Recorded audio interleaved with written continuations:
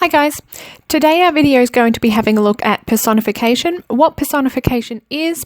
We'll then be having a look at some simple examples of personification, moving on to some more complex and famous excerpts of personification.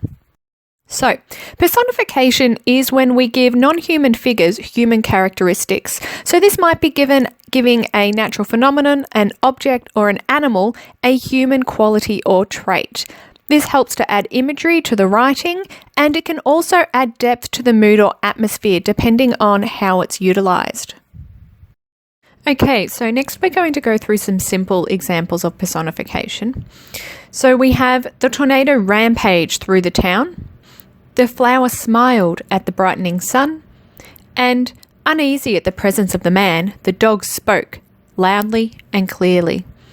So here we have the use of rampaged, smile and spoke as the personification, as each of these non-human objects have been brought to life or personified by the use of verbs to provide more detail and depth to these sentences.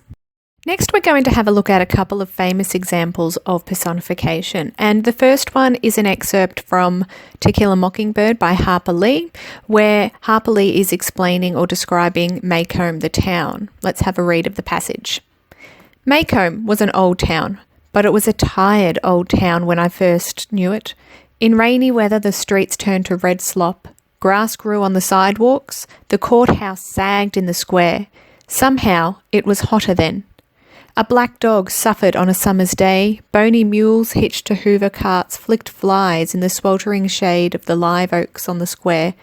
Men's stiff collars wilted by 9 in the morning, ladies bathed before noon after their 3 o'clock naps, and by nightfall were like soft teacups with frostings of sweat and sweet talcum.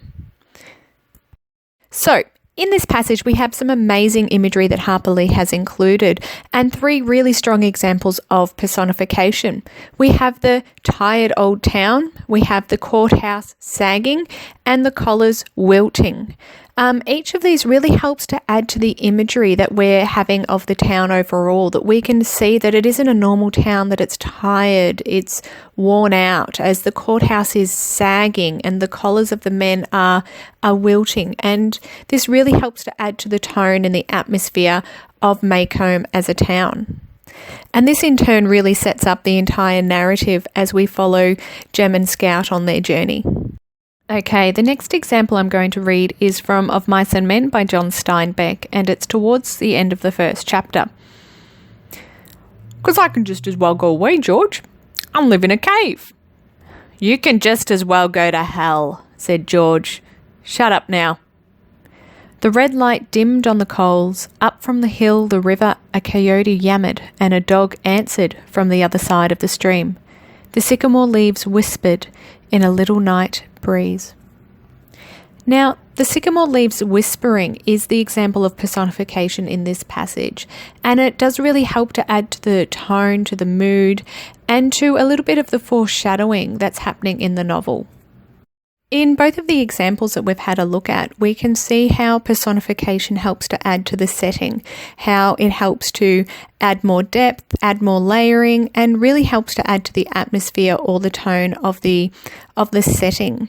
I hope that this video has helped you out in learning what personification is, and hopefully you'll be able to either identify it in your own reading or be able to use it in your own creative writing. Good luck.